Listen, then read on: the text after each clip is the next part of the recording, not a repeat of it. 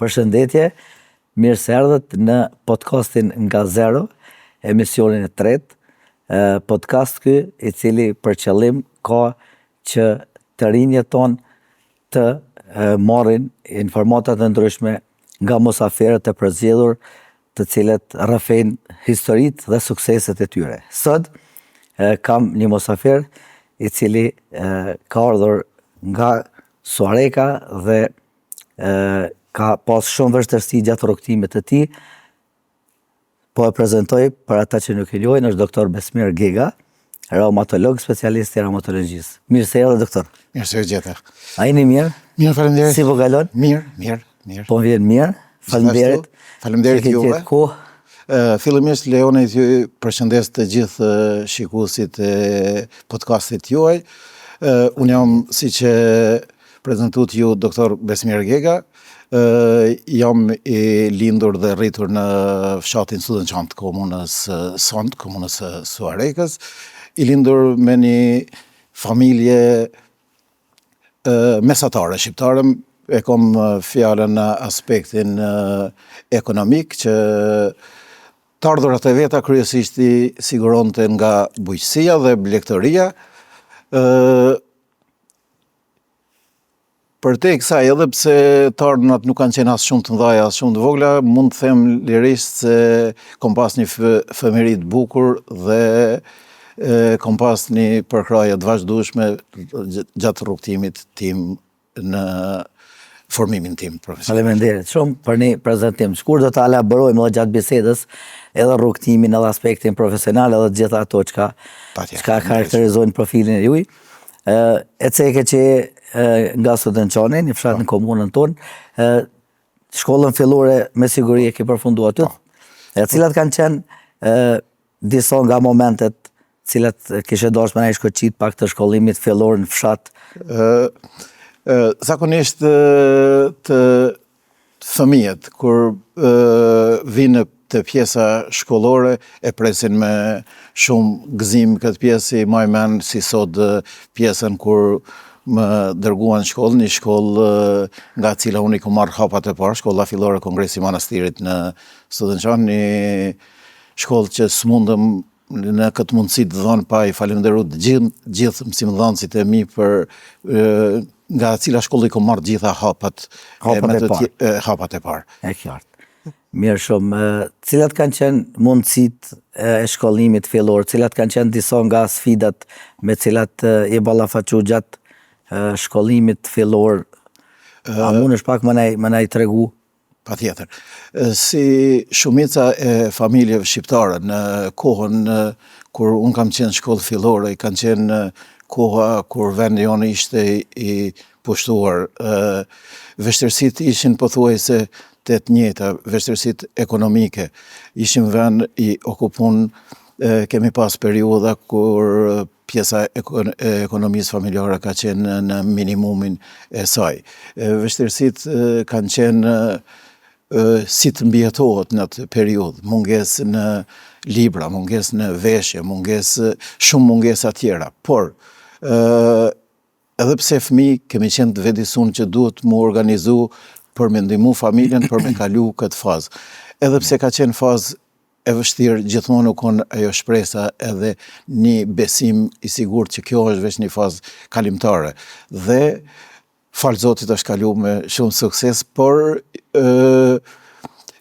njerin në sfida bëhet edhe më i fortë. Edhe më i fortë, normal. Mirë, e tregova pak pjesën e edhe sfida disa nga shkollimi i mesëm.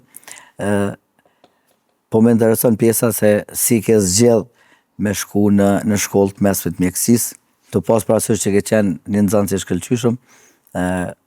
Kjo përzgjedhja e shkollës mesme me shku nga shkollimi mesëm mjekësi apo me vazhdu në gjimnaz, cila ka qenë ajo që të ka detyru ose të ka motivu ma shumë e zgjedh edhe shkollimin e mesëm në drejtim të mjekësisë, apo mendon që të kanë ndihmu ajo në vazhdimsi, se është një sfidë që kanë shumica dërmuese e fëmijëve dhe prindve në përfundim të shkollës fillore?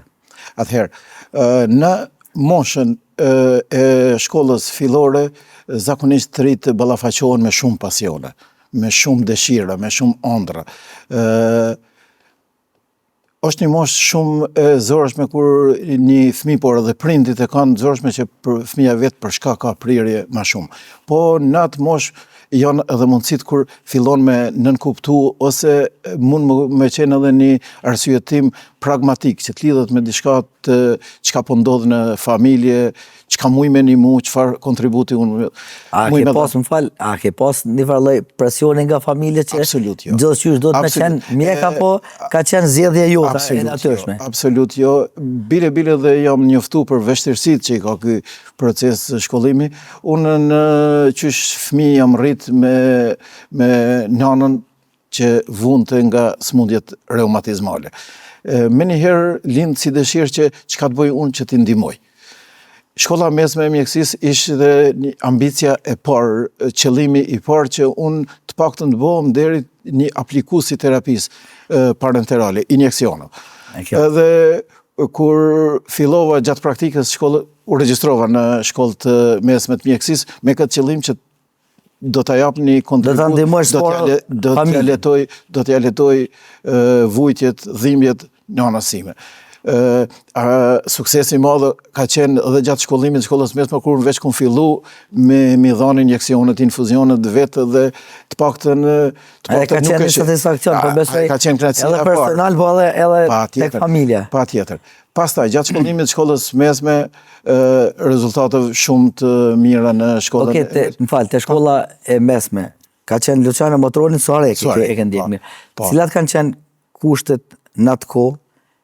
Po më intereson të pjesa e realizimit praktikës, a keni shkuna për spitalin, për ambulancë, si e keni realizu qëtë pjesë? Kohën kur jam regjistruar në shkollë të mesme dhe vitin e parë veç ka qenë kohë lufte. Ka qenë një vit shumë i rëndë. E vetmja që na u afro ke mundësi për praktika qenë Nën Tereza, shërbimi paralel shëndetësor të cilin mjekët e kohës e këshin dhënë kontributin e vetë në atë qendër. U duke me i kalu gjatë kohës luftët disa postbloqe nga Studençani për Suarek, postbloku i tmerrshëm, famkeq i Reshtanit. Aty jemi shoqëruar vazhdimisht me maltërtime, me trajtim të keq, na zbritin nga autobusi, shpesh u duke me bë rrugën në kom. Viti i parë ka qenë shumë sfidues edhe i vështirë. Deri arritja në shkollë. Deri arritja, pastaj ke ndërpremja gjatë kohës luftës, egzodi shqiptar në përzonja popullit tonë në Shqipëri. Pas kthimit kemi vazhduar në kushte relativisht mira, po ishim vend i dalën pas luftës dhe shumica e praktikës ka qenë edhe improvizim. Nuk ka qenë me krahasu me ditët e sotme një praktik shumë avancuar. Mirë. Të pas parasysh edhe në kohën, mirë që pa përmend, dhe më thonë kanë qenë kushte të jashtëzakonshme, po me gjithatë moja dëshira dhe vullneti me qenë një mjek sa më i mirë dhe sa më i përgatitur në aspektin profesional, asnjëherë nuk e dërzu.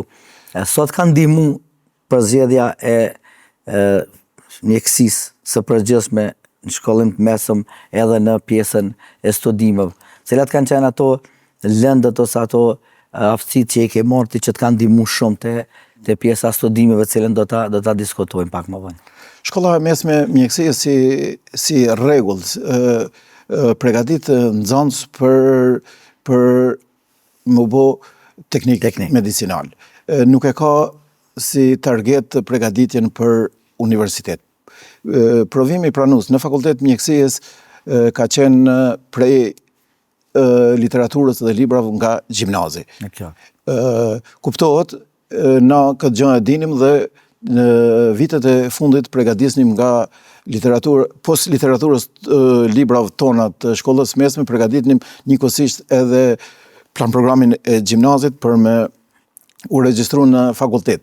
Por, pas pranimit... Kjo pjesë, po flet për përfundim, të pjesa përfundimit shkollës mesme. Ajo është dosht me ndjek edhe ndaj lëndë ose ndaj kurs të veçantë për para përgatitje për provim pranues apo lëndët që i keni marrë në shkollë ka qenë të mjaftueshme për regjistrim? U duke me u përshtat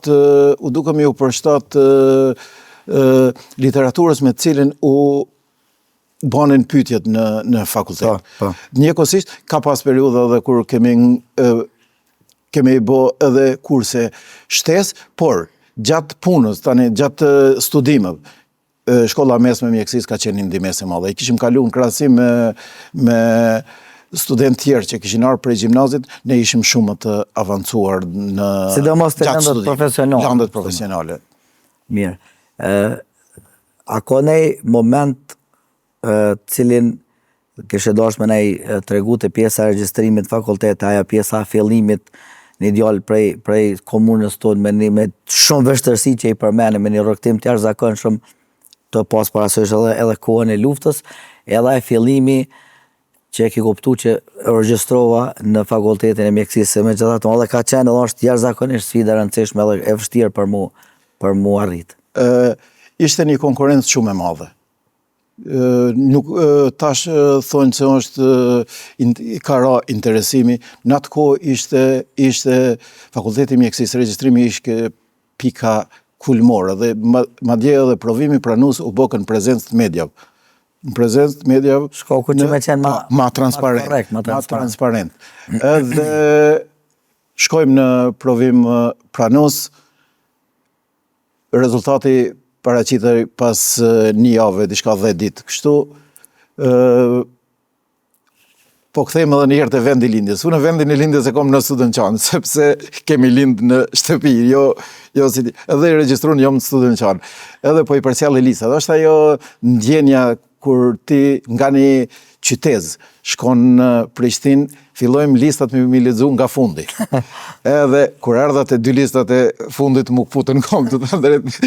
Edhe po ngjitëm lart, edhe e pash që në listën e parë të pranuarve isha aty, ka qenë një kënaqësi shumë e madhe. Në atë kohë nuk kishim telefon me njoftu të shtëpisë. U desh me kërku një doktor aty te dekanati i fakultetit të mjekësisë, po kalon edhe ma jep një telefon që të njoftoj të thirrë diku afër. Isha i egzaltuar nga gëzimi, po më thot me vete, urime, paq sukses, por nuk e din çka ke po vetë. Nuk e din çka po të pret. Edhe do më thonë, në atë listën e parë, gjitha ishin qytetet në bazë vendit lindjes, emri im ishte vendi i lindjes Studençan. Kështu që... Si është këtë pjesa fillimit të fakultetit, cilat ishin lëndët që fillun, cilë është aspekti i ushtrimeve klinike, a mundshit me gjetë vetën të pas parasysh që e ke pas edhe shkollimin e mjekësisë përgjithshme, atë kanë ndihmu kjo pjesë në aspektin e lëndëve klinike, apo megjithatë duhet gjitha me fillu nga zeroja? Para se me kalu te kjo pjesa, prof, më lejon veç të kthehem edhe një herë para nisjes studimeve tek organizimi familjar që a po shkoj, as po shkoj studime, edhe pse isha i pranun atje. Si shumica e familjeve në regionin ton ishin veni sa po dalën prej luftës, të djegur deri në palc,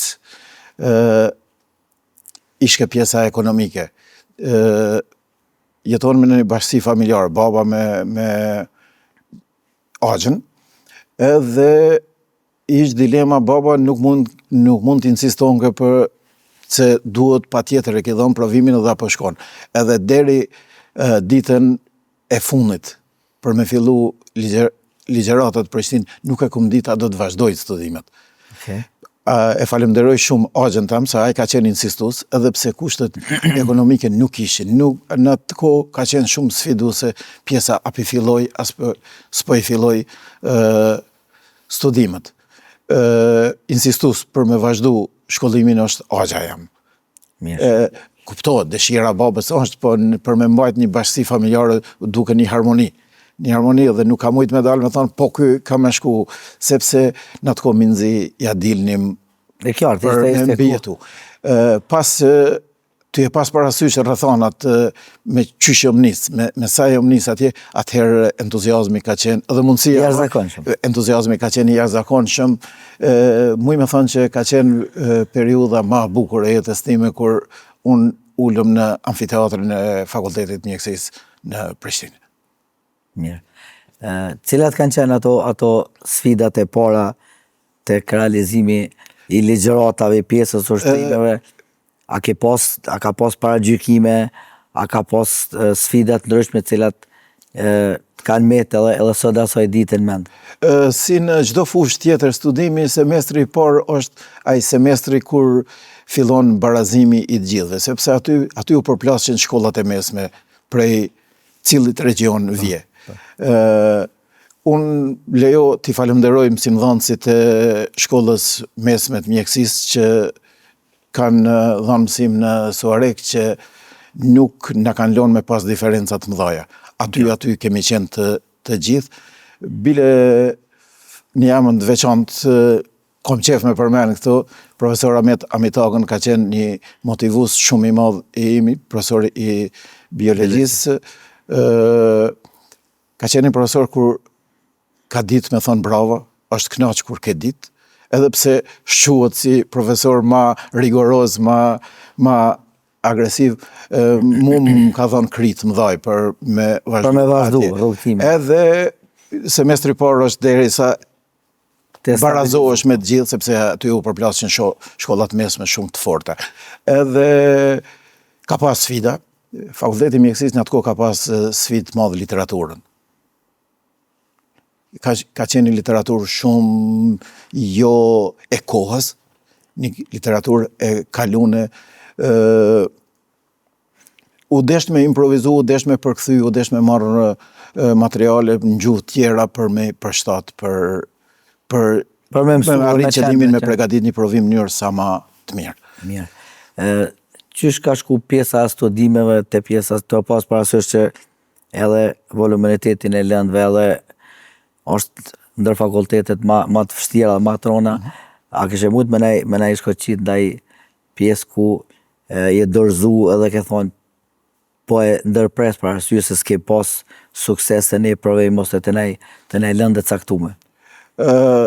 Çdo student i mjekësisë, çdo student, sepse fakulteti i mjekësisë pos kohë gjatësisë që ka për krahasim me fakultetet tjera është më i gjatë, ka literaturën më të shtrenjtë. E ka pas të paktën atë kohë një fenomen që në landë klinike u duke mi rreshtu provimet. E jep një provim për më ta dhënë drejtën me hinë tjetër, në ana vitit. Jo mi pas provimet mundësit që me zgjadh tjetër. Çdo student i mjekësisë i ka këto, edhe i shkon menja ka njëherë që mos helbete po i ngarkoj familjen shumë edhe po të rishna. Nuk më ka ndodhur shpesh, ka ndodhur njëherë në vitin e 5 ngarkesa e madhe, po bona shumë i tepër të jo përmend pjesën e ngarkesës ekonomike, vendosa të paktën të pushoj. Edhe kthehem në shtëpi, tash isha student. Po edhe njëherë lejonëm se motivusin në rrugtimin tim në fakultet mjekësisë e kum pas agent hem. Edhe mu, unë jam kanë njeri që i kum kap mimikat, i kum kap kështu. Kthehem për Prishtinë zësin, hina borë, nuk më thot student, po më thot, a erdhe doktor? Edhe njerë, për fillimit të janisim, se më thonë, nuk më la as më shprejnë ato që jam në vështirësi. Sfidat janë shumë të mëdha gjatë studimeve të mjekësisë, por vendosmëria edhe çdo student nën vetdije e ka që po, kjo është një sfidë që ka me kalu edhe ne kemi me pas rezultat. Mirë. Te pjesa e specializimit pak, po kalojmë, ta diskutojmë pak, pse zgjodhe reumatologjin, na trego, edhe çka është reumatologjia për shikuesit që nuk e din me çka mirret pak më specifikisht. Po kthehem më herët të tregova pjesën prej shkollës mesme. Tash kur hin në botën e mjekësisë, ambicet shkojnë, dëshirat shkojnë ty u rrit. Edhe fakulteti ka qenë pikërisht ajo pjesa e dia dhe gjatë studimeve që kom me hulumtu këtë pjesë për gjitha sëmundjet e sistemit muskuloskeletal. Reumatologjia, ty e pas parasysh që është një disiplinë e reje e mjekësisë.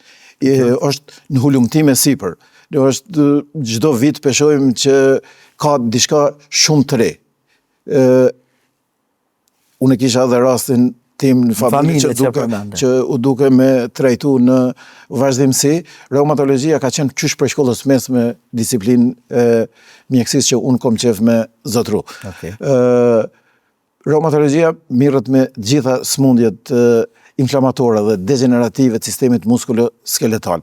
Është një disiplinë e re, nuk është në treva tona, po edhe në botë është pak e hulumtuar. Zakonisht deri vonë është trajtuar është dhënë veç mjekim simptomatik, veç me letua, jo me hinë detale deri në trajtimin e sëmundjeve reumatike. Fatmirësisht kohëve të fundit cilësia e shërbimeve reumatologjike në vendin tonë ka ecdukshëm dhe po zhvillohet shumë mirë.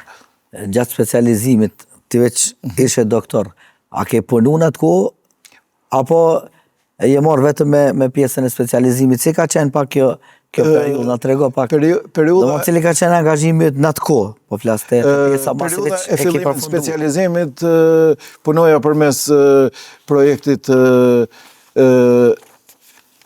Caritasit, I cili dilte në ndihmë të sistemit shëndetësor primar në Suarek. Kom punu një kohë gjatë specializimit edhe me një kompani farmaceutike dhe mas një vjetë diçka më vetëm hinëm në specializim me rrogë prej ministrisë. Pjesa e specializimit ka qenë një pjesë shumë e bukur dhe shumë interesante. Kom pas fatin me marrë shumë dijen nga njerëz shumë të shmuar të fushës reumatologjisë, themelusit e reumatologjisë në nivel të Kosovës, me profesor Suleman Ergjepin, profesor Afrim Gashin, profesor Idris Berishën dhe të gjithë mjekët specialistë cilët punonin në klinikën e reumatologjisë në Prishtinë. A ka pas shumë gjona që specializimit I ka mësu që nuk I ki pas të kjarta ose keni përmend pak në fakultet përgjithshëm. Arsye se këtu vetëm po orientohesh me një drejtim të caktuar dhe cilat kanë qenë ato që mandej ta kanë dhënë shtyqje edhe më shumë e bën kërkime dhe ulëmtime të ndryshme rreth reumatologjisë. Gjatë studimeve pjesa e reumatologjisë nuk preket mjaftueshëm. Nuk trajtohet. Nuk trajtohet shumë gjatë studimeve bazike 6 vjeçare. Pjesa e specializimit fut në ujëra më të thella, shumë më të thella dhe reumatologjia në Kosovë, në krahasim me vendet e rajonit, është prej më të avancuarve. Më lejoni të cek që terapia biologjike në Kosovë ka fillu shumë para disa vendeve të rajonit dhe është pjesa më krenare që në Kosovë për ecorin në kohë dhe trajtimin sa më modern të sëmundjeve reumatike. Kanë qenë shumë korrekt me ne gjatë specializimit, kemi mësu shumë gjana, nuk kanë kursye asgjë. Si disiplinë e re e shishim edhe mentor të klinik, edhe profesor tonë esnin bashkë me ne në zhvillim, se disiplinë e re që u duke me mësu bashkarisht gjithë. Kishke gjana që u duke me mësu bashkë me mësimdhënësit. Mirë. Po ndolmi pak edhe te angazhimi yt momental, edhe te puna, je specialist edhe kontributin e jep tek Spitali I Përgjithshëm Isa Greza në Gjako, edhe në Poliklinikën Medika në Suarek. Pse zgjedhe bash Gjakovën me shku, me dhënë kontributin e jo Prizrenin, mos I rrethit tonë? Prof, kjo ka të bëj shumë pjesën e integritetit tim si person, por mas përfundimit të specializimit, mua si region më kishë nda për me shku në Prizren. Nuk du me hi në detale shumë vonesa, pjesë tjera nuk du, po me hy në atë pjesës nuk kom qef më nalte kjo pjesë çka ndodh me specialistat e ri, por hyra dhe për vështirësitë ndryshme të cilat përballohen në thashë. Ka qenë një sistem që SHSKK-ja I ndonte specialistat e rinj bas të regionave dhe I qonte në spitale regionale ka I përkase. Në Suareka nuk kemi spital dhe regione kishim Prizrenin. Shkova disa herë, pse po ngutësh, ti s'ki konkurent, kime hi, na kemi prit ka 2 vjetë, kështu, edhe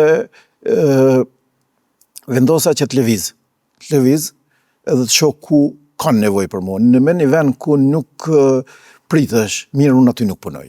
E kam princip të tjetës këta.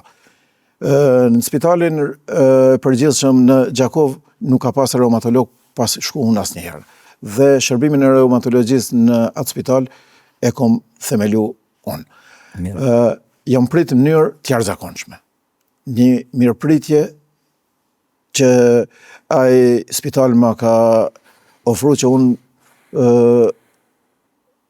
e shfrytëzoj rastin mi falenderu të gjithë udhëheqësit e atij spitali prej kur jam atje po bëhen pothuajse 7 vite. Shkoj atje, e themeloj shërbimin e reumatologjisë, e avancoj atë shërbim edhe ndjehem shumë mirë. I kum pas mundësi disa herë të kthehem në Prizren, por një diçka kur fillon me ndërtu nga durët e tua është e dhimbshme me braktis. Dhe nuk do ta braktis. Në sa jam në shërbim publik, të punu, ko me punu vetëm në atë spital. Okej. Po është pak e dhimbshme ose e habitshme të pas parasysh që është profil shumë i rrallë i specializimit stontit të pjesa reumatologjisë edhe regioni i Prizrenit, po krejt regionet tjera të pas një kërkesë të jashtëzakonshme, mos me të sistemu edhe me këshyër të një opcion tjetër atje, po me gjithaton të mirë thoa, ku më presin mirën e jap edhe kontributin edhe është okej. E të pjesa e poliklinikës medika, para se me dol, pse mjekët duhet me pas nevojë me punu në 2 vendet punës? Është një temë që pak e kishmi diskutu. Nëse i këshyr ka pjesa e kohës dhe në kontaktet që i kemi të vazhdueshëm me mjek, edhe dëshira mjekëve është me punu me një institucion, me pas një kohë të lirë për familjen, me pas një kohë të lirë për veti, për relaksim, por fillimisht kanë qenë tarnat shumë të voglat, cilat i ka ofru rroga e shtetit, rroga e spitaleve. Pastaj, është edhe kërkesa e madhe sepse pacientëve për me afru këtë shërbim. Sepse nëse krahason kërkesën edhe mundësin, spitalet tona janë me deficit të madh të mjekëve. Mjekët tanë po shkojnë edhe në perëndim me punu. Pse s'po hin këtu? Si vend kemi nevojë për mjek. Tash kjo është pjesë e organizimit dikush tjetër që e bon këto, nuk po du me hi me mundësit kush i organizon këtë pjesë. Por, 2 janë gjanat. Kërkesa e madhe për shërbime, që ti nuk mundesh në qatë periudhë kohore me ofru të gjithë dhe sa kanë nevojë, dhe deri vonë ka qenë pjesa e pagesës shumë të ulta. Okej. Pse shumica pacientëve që kanë përvoja edhe tek institucionet publike, edhe tek institucionet private, e thojnë shpesh, jo për gjithë mjek, po për disa që shumë më mirë trajtimit e poliklinikat private, ndërsa të shtetit është një sjellje pak më ndryshe, a kish me qenë korrekte që ndaj pacientit i cili ka halle me u sjell spoku njerëzore dhe mandej me trajtu me çato mundësi që janë, e jo me do mos me përcjell të një klinikë private. Nuk du me fol në përgjithësi, sepse ka raste të veçanta kur vërtet ndodh kështu, ka të bëj me pjesën e sasisë edhe mundësisë kohës për me ofru. Zakonisht në spital të shtetit ki dyndje të madhe. Dhe e ki kohën e limitune. Kohët limitune ti duhesh me ofru shërbim. Te pjesa e privatit e organizon punën vetë. Edhe i jep hapësirë vetit. I jep hapësirë për këtë punë në perëndim bëhen terminet e gjata. Tek ne, ndoshta tek kjo pjesë duhet më marrë shumë në avancimin e sistemit shëndetësor, që ti krijosh hapësirë në perëndim ki termin 6 muaj deri 1 vjet. Te na nuk nuk e praktikojnë. Sepse është koha dhe e limituar sa njerëz mund t'i kontrollosh gjatë ditës. Se metar për një periudhë 3 orëshe, sa e ki shërbimin në ambulancë specialistike në shtetit, edhe mjeku 30 vetë, ti me kohën je... Nuk mundet më varë edhe veç prej teje, se aty shkom një të organizone. Është koha kur përfundon ambulant, edhe nuk mund është kretë stafin me nalë, ka dalë se unë jam të shku shumë ka dalë, apo kupton? Te sistemi privat, ti mund është me organizu vetë, kur mund është, sa njerës do t'i kontrollosh, edhe sa do t'i lë për...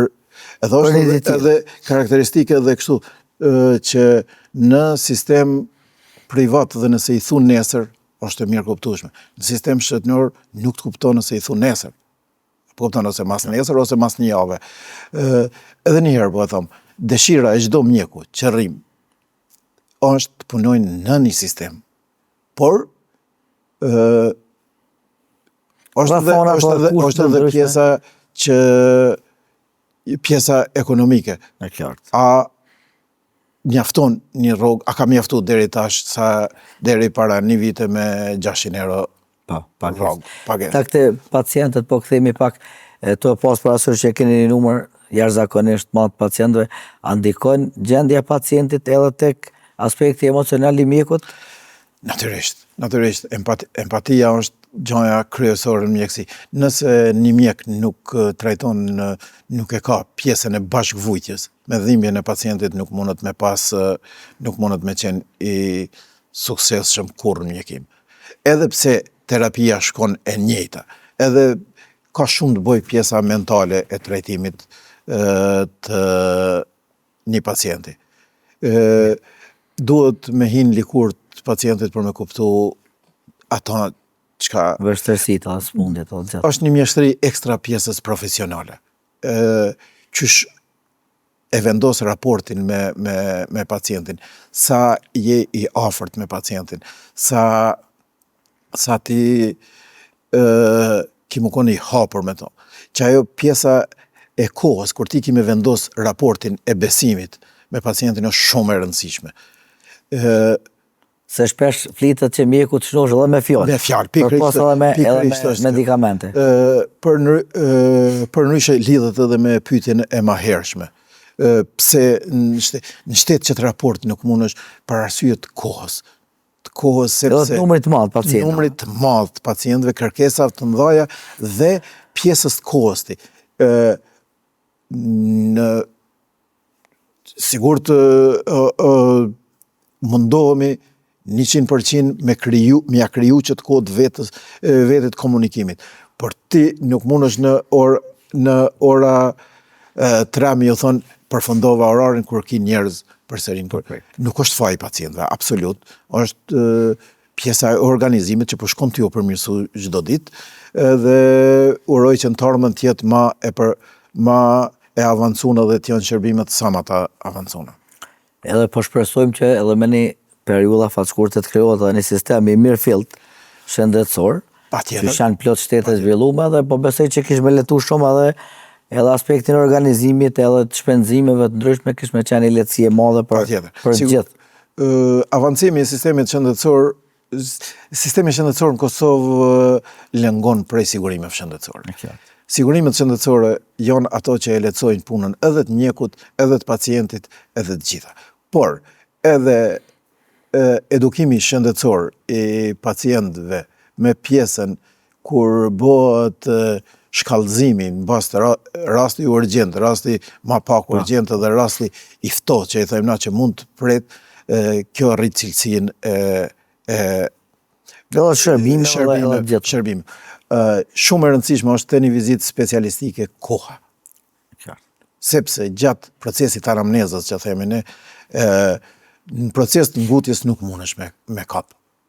Kjo është ajo pjesa që e interpretojnë njerëz, kuptohet, unë e kuptoj shumë mirë pjesën e ngarkesave ekonomike dhe gjitha, po mjeku ka nevojë bashkë me pacientin që ka nevojë për kohën e zbërthimit një shqetësimi.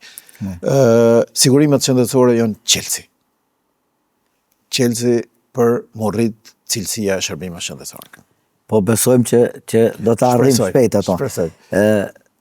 To e di që je edhe një adhurues i madh i sportit, po du pak me diskutu dhe me trajtu dhe pjesën ke pas një përvojë të jashtëzakonshme si mjek sportiv, Po. te disa nga klubet që janë në komunën tonë. Që ka qenë ajo periudhë, qysh ke fillu, cilat kanë qenë ato vështërsitë që i keni pas edhe mundësit për me ju ndihmu sportistëve gjatë lojës? Një periudhë fantastike.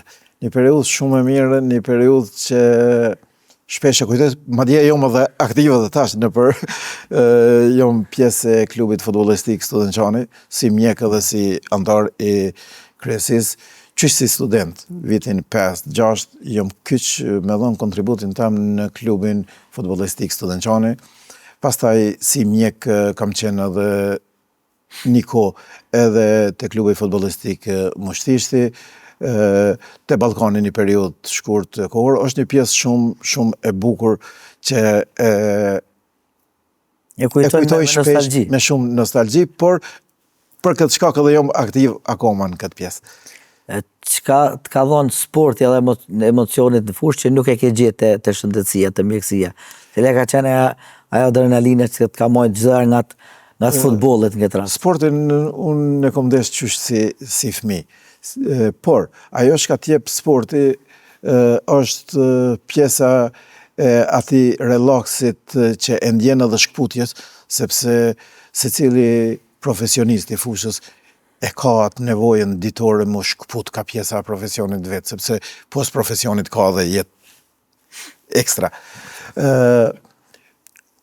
Sporti më plotëson pjesa e grintës, e garës, e adrenalinës që e përmene, edhe unë ndjenja shumë mirë në atë periudhë sa zhvillohet një lojë sportive, një garë sportive, e ndjej deri maksimum. Mirë, të pas parasysh që i ki gjithë këto aktivitete, qysh po e menaxhon këtë farë pjesën edhe raportin mes punës, familjes edhe sportit edhe, apo ki vështërsi?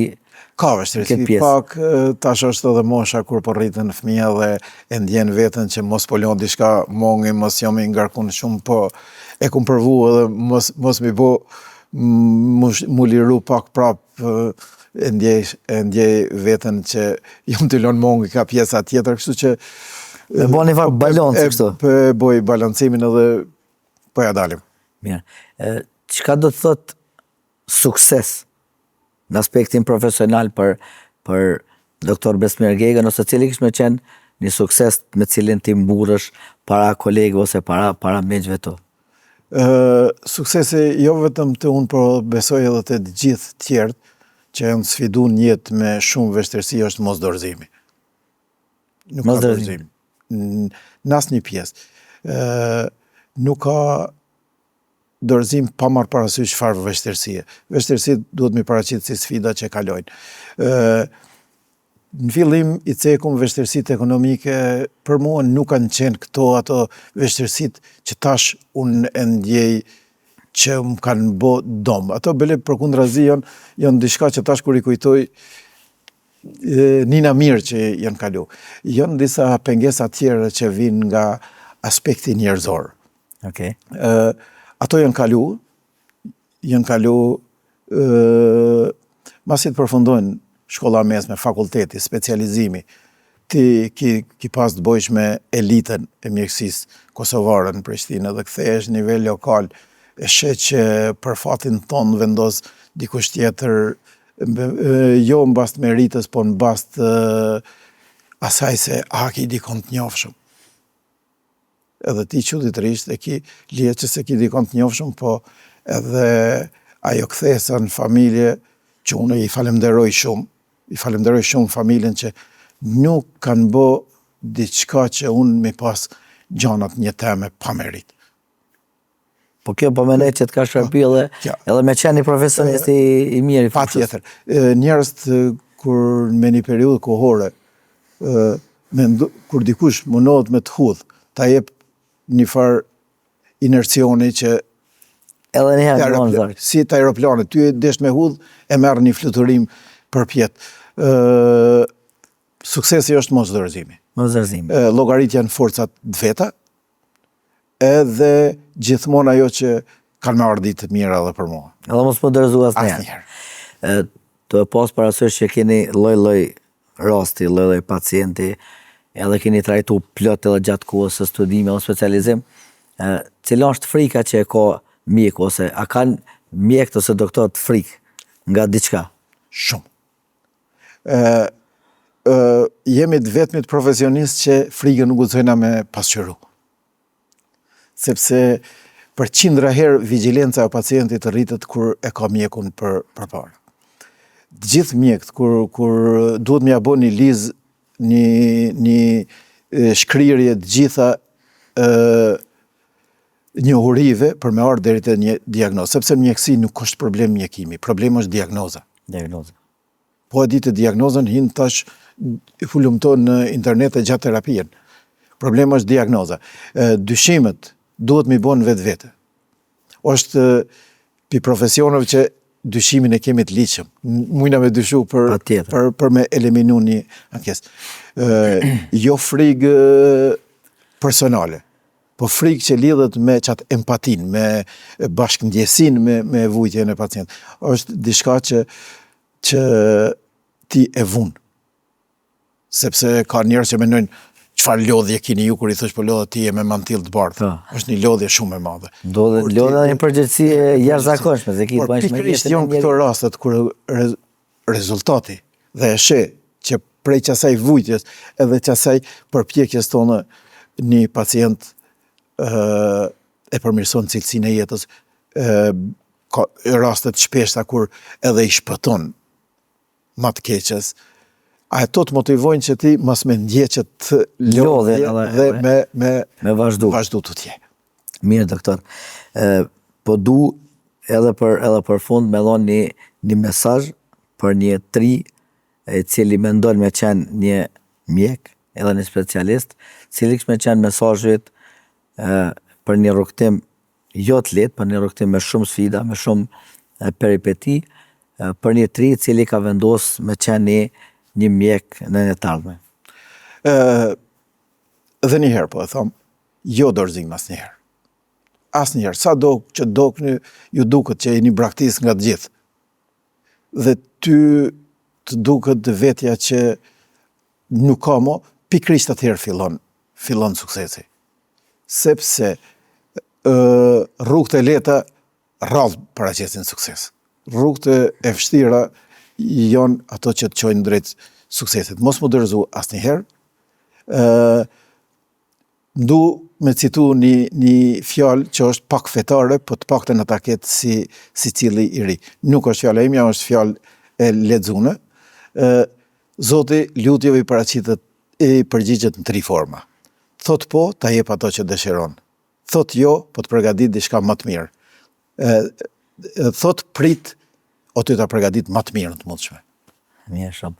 Doktor, faleminderit shumë për këtë rrafim të jashtëzakonshëm, edhe po besoj që trit edhe të komunitetit tonë, po edhe të vendeve tjera, ta keni një lloj udhërrafimi, edhe ta keni model se si njeriu mundet me forcat veta me arrit majet një profesionit. Faleminderit edhe një për kohën. Ju falenderoj juve për mundësinë, ju dëshiroj shumë suksese në vazhdim. Faleminderit shumë. Për sot po përmbyllim podcastin episodin e tretë me mosafirin doktor Besmer Gega. Gjithat mirat dhe mirupafshim.